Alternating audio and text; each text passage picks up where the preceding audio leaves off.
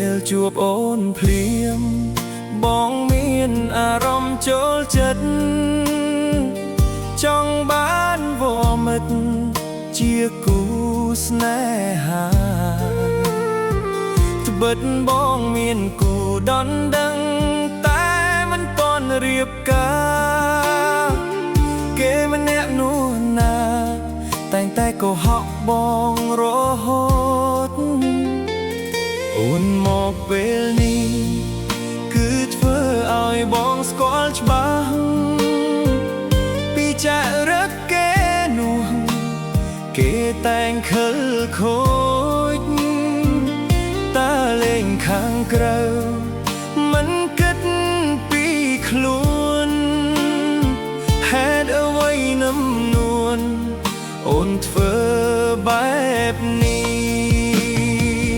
អូនចូលមកភ្លាមស្នេហ៍ប្រែបេះដូងកាលពីដំបូ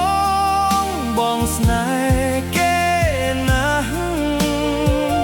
តែបងមិនដឹងថាគេមានប្រុសឥឡូវពេលនេះទើបបងដឹងច្បាស់ពីពេលនេះទៅបងស្នេហ៍អូនហើយសុំតែត្រាំត្រៃកុំគិតរឿងចាស់បងជាមនុស្សភ្លើគេតែងបោកប្រាស់តែនៅពេលនេះ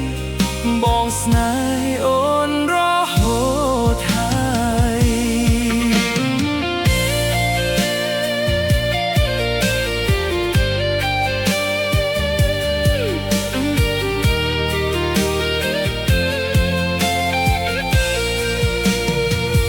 អូនចូលមកភ្លា